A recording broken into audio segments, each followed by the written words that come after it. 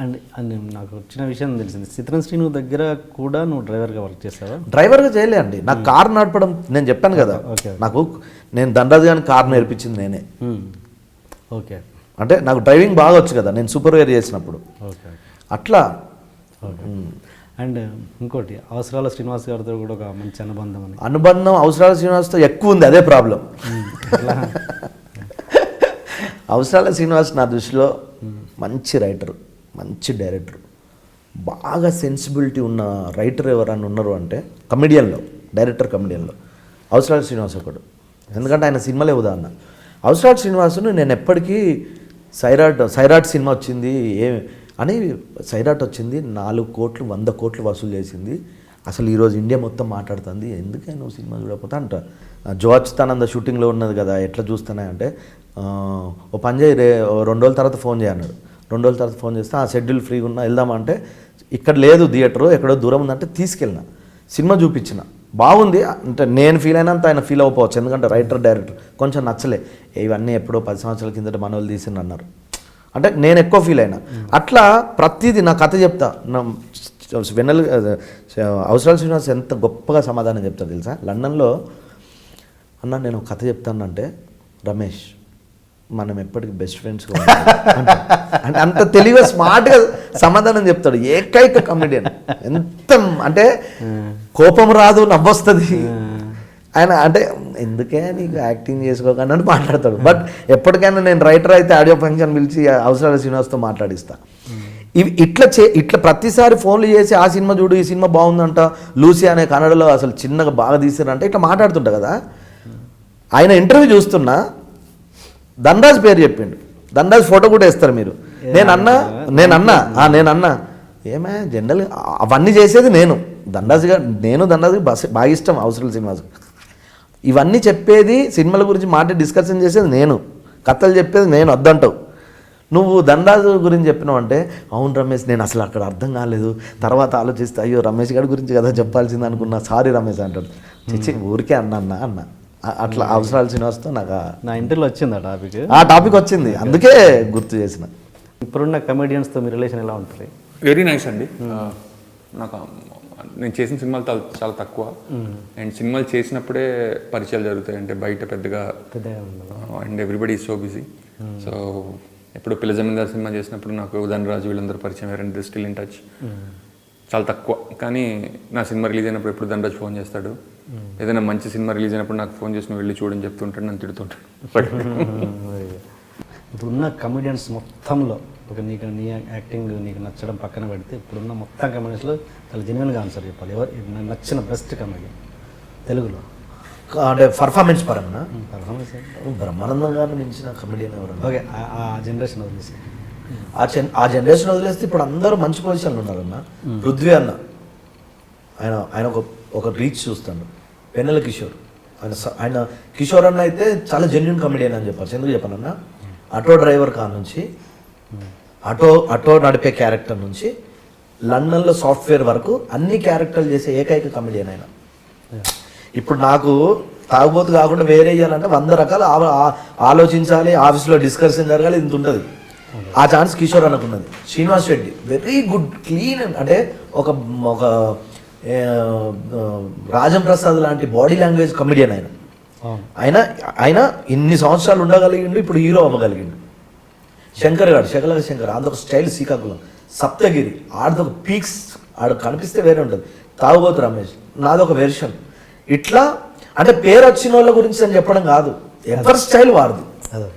అందులో ఎవరి స్టైల్, ఇప్పుడు తాగుబోతు సీన్ నేను చేస్తే అదిరిపోయింది అని అందరూ ఒప్పుకుంటారుగా, అట్లాగే ఎవరి స్టైల్ వారిది, ఎవరి స్టైల్లో వాళ్ళు వెళ్తురు. ఒక్కరిని అనలేమను కదా. ఎందుకు ఒక్కరిని అనలేమంటన్నా, ఇక్కడ ఒక ప్రొడ్యూసర్ ఒక సినిమా చేసి ఒక క్యారెక్టర్ ఇచ్చి వాళ్ళకి డబ్బులు ఇచ్చి వాళ్ళకి ఏసీ కార్లు పెట్టి హోటల్ పెట్టి ఫ్లైట్ టికెట్లు వేసి ఆడికి వేషం ఇచ్చి ఆ వేషం అద్భుతంగా చేస్తాడు అని నమ్మితే కానీ ఇక్కడ లైన్లో ఉండమన్న మనం. ఎవరిని తక్కువ అంటే ఎవరిని తక్కువ అంటాం, అంతే కదా. ఎందుకు బ్రహ్మానందం గారు అంటే నేను ఆయనకు పర్సనల్గా ఇష్టం, అది తర్వాత విషయం. మీరు ఆలోచించండి, నేను గోదావరికల్ని ఉంటే బ్రహ్మానందం గారిని ఎలా ఫీల్ అవుతా? అలాంటిది బ్రహ్మానందం గారు ఇంట్లో తింటా, నేను లండన్ వెళ్ళినా, నాకు బ్రహ్మానందం గారు మహాత్ముల కృష్ణవంశీ గారు బ్రహ్మానందం గారిని పరిచయం చేస్తే నాకు పాస్పోర్ట్ ఇప్పించిండు. నేను సక్సెస్ అవ్వకముందు ఈ నా కొడుకు అసలు మామూలుగా చేస్తలేడని నన్ను రాజమౌళి గారికి పరిచయం చేసింది బ్రహ్మానందం గారు. ఒక ఫంక్షన్లో ఒక పెద్ద సినిమా పెద్దలందరూ వరద బాధితులకు ఒక ప్రోగ్రామ్ చేస్తే అందులో బ్రహ్మానందం గారు ఇగ్గుకి వెళ్ళి మరీ పరిచయం చేశారు. ఆయన బిజీగా ఉన్నారు. అంటే ఆయన నాకు అంటే ఇవన్నీ ఎందుకు చెప్తున్నా అంటే ఆయన నాకు ఇష్టం అవ్వడం వల్ల ఆయన బెస్ట్ అని అనట్లేదు. ఎవరైనా ఆయనే బెస్ట్ అంటారు. సచిన్ టెండూల్కర్ కొందరు ఉంటారు కదా, అట్లా ఇండస్ట్రీకి ఆయన ఒకడే. 30 సంవత్సరాలు మీరు ఆలోచించండి. నేను 150 సినిమాలు చేయలేదు, తాగబోతు బోర్ అన్నారు. ఇంకో ఆర్టిస్ట్ కొన్ని చేస్తే అవే స్పూఫ్ అంటారు, ఇట్లా మాట్లాడతారు కదా. బ్రహ్మానందం గారి గురించి మాట్లాడతారా? మరి 30 సంవత్సరాలు ఎవడు వెళ్తాడన్న ఒక్కసారి ఆలోచించు. ఎగ్జాక్ట్లీ అంతే. ఆయనే నా దృష్టిలో బ్రహ్మానందం లాంటి కమెడియన్ లేడు, ఉండడన్న ఫీలింగ్. అంటే ఉంటారు కమెడియన్లు అందరూ, మేమున్నాం. అయినంత లైఫ్ చూడడం అనేది నా ప్రగాఢ నమ్మకం. ఇప్పుడు ఏ డిపార్ట్మెంట్లో కూడా ఆ స్పాన్ లేదుగా. మరి ఇప్పుడున్న స్టైంలో అసలు ఇప్పుడున్న కాంపిటీషన్ అసలు ఏంటి రమేష్ సరే ఆడెవడో ఫ్రీగా చేస్తా అన్నాడు కదా. అంటే నా ఉద్దేశం ఆర్టిస్ట్ అనే కాదు, టెక్నీషియన్ ఎవరైనా కదా. మరి ఇప్పుడు సత్యనారాయణ అని ఉన్నాడు అన్న, క్షణంలో ఎట్లా చేసిండు అసలు కమెడియన్. సత్యనారాయణ క్షణంలో ప్రకాష్ రాజు లాంటి పర్ఫార్మెన్స్ చేసిండు. మరి ఇప్పుడు మనం ఎవరిని తక్కువ అంచనా వేస్తాం చెప్పండి? అవునా కదా. తోటి కమెడియన్స్ తోటి రిలేషన్ అంటే ఇప్పుడు మామూలుగా ఎలా ఉంటుందంటే బిగినింగ్లో మనం అప్కమింగ్లో స్టేజ్లో ఉన్నప్పుడు మన సీనియర్స్ మనకి ఎంకరేజ్మెంట్గా ఉండాలి అని భావిస్తాం మనం అప్కమింగ్ స్టేజ్లో ఉన్నప్పుడు. బట్ మనం ఏదైతే ఒక స్టేజ్ రీచ్ అయ్యాక మనం ఏదైతే అప్పుడు పాయింట్అవుట్ చేసామో మనం అది ఫాలో అవుతుంటామా? అంటే నువ్వు ఇప్పుడు సీనియర్ ఆర్టిస్ట్వి, నీ అప్కమింగ్ వాళ్ళకి నువ్వు ఆ రేంజ్లో నువ్వు ఎంకరేజ్మెంట్ ఇస్తావా? 100% ఇస్తా. ఎందుకంటే నాకు నా అదృష్టం కొద్దీ నేను వచ్చిన టైము మంచి టైం, నేను తొందరగా సక్సెస్ అయినా.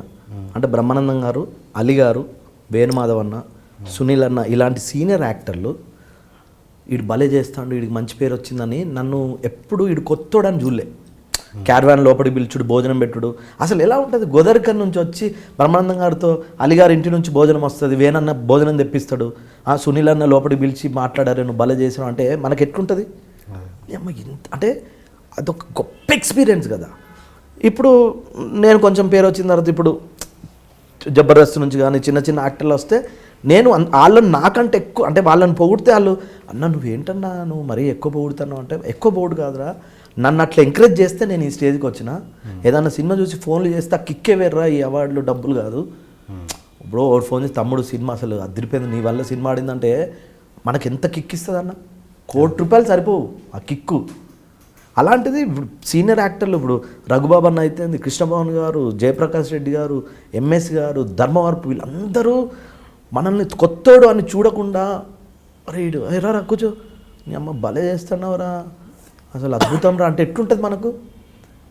అసలు ఆర్టిస్టుల దగ్గరికి వెళ్తామా కొత్త వాళ్ళకు? ఇప్పుడు కామన్ అయింది కానీ అప్పుడు మరీ కొంచెం టైట్గానే ఉండేది. అంటే ఒకరితో మాట్లాడాలంటే ఆయనకి ఇష్టమో లేదో ఇవన్నీ ఉండే. నేను బాగా చేయడం వల్ల అందరూ రిసీవ్ చేసుకొని పిలిచి మాట్లాడేటప్పుడు ఆ ఎంకరేజ్మెంట్. ఇప్పుడు కొత్తగా వచ్చినోడు బాగా చేస్తే ఆయన ఎంకరేజ్ చేస్తాం కానీ ఓహో వీడు వచ్చిన తర్వాత మనకు వేసలు తగ్గిన అనుకోను కదా. ఎందుకంటే ఎంఎస్ నారాయణ పీక్స్లో ఉన్నప్పుడే నాకు బ్రేక్ వచ్చింది. తాగుబోతు అంటే ఇక్కడ ఒక బ్రేక్ రావాలంటే ఒకరు ఉండాలి, ఒకరు లేకపోవడం అవసరం లేదు. మనకు టైం వచ్చిన రోజు మనల్ని ఎంకరేజ్ చేస్తారు, మనం సక్సెస్ అవుతాం. అది తెలిసి నేను కొత్త వాళ్ళను తక్కువ చేయడం అలాంటిది నాకు తెలిసి లేదు. అదే ఎంకరేజ్ చేసిన పరిస్థితులు ఉన్నాయా? ఉన్నాయి. చిన్నోళ్ళను వాళ్ళను మాట్లాడతా ఇప్పుడు మా చంద్ర మాతో బాగా కష్టపడ్డాడు. మేము అందరం సినిమా యాక్ట్ అయినామా కానీ చంద్ర కాలే. చంద్ర పరిస్థితి ఏంటనే టైంకి జబర్దస్త్ పడ్డది. జబర్దస్త్ అంటే చంద్ర అంటే జబర్దస్త్. ఆ సినిమా చూసి చంద్ర అసలు అమ్మ వడివేలు కంటే చంపేసినావు, నీకు 2 సినిమాలు పడితే మాకంటే పెద్ద కమెడియన్ అవుతావు అని బ్లెస్ చేస్తాం. సత్యగాడికి, ప్రవీణ్కు, కిషోర్ అన్న మొన్న నిఖిల్ సినిమాలో పర్ఫార్మెన్స్ చేస్తే అన్న ఏంటన్నా నీ అమ్మ సినిమా అసలు. ఇప్పుడు ఫిలింఫేర్ ఏదో నామినేట్ అయ్యిండు. శ్రీనివాస్ రెడ్డి అన్న జయమ్మని ఇచ్చారమ్మ సినిమా చూసి అన్న నాకు తెలిసి రాజం ప్రసాద్ ప్లస్ నీదే అన్న ఇప్పుడు అంటే క్షణం చూసి రాజేష్ను వీళ్ళందరినీ ఫోన్లు ఎట్లుంటాయి. ఇష్కు అలా మొదలైంది, గుండె జరగలంది సినిమాలు చూసి నాకు ఫోన్ చేస్తే ఎట్లుంటాయి. ఆ కిక్కే వేరు కదన్న. ఇప్పుడేదో అంటే మనం ఇప్పటికే ఇంకేంటి విషయాలు అనే స్టేజ్ కాదు కదా, ఇంకా ప్రూవ్ చేసుకోవాలి. ఇక్కడ శాశ్వత ఇక్కడ ఆగం కదా, ఇండస్ట్రీ వద్దురా బాబు నువ్వు వెళ్ళిపోనేదాకా చేయాలి తప్పదు.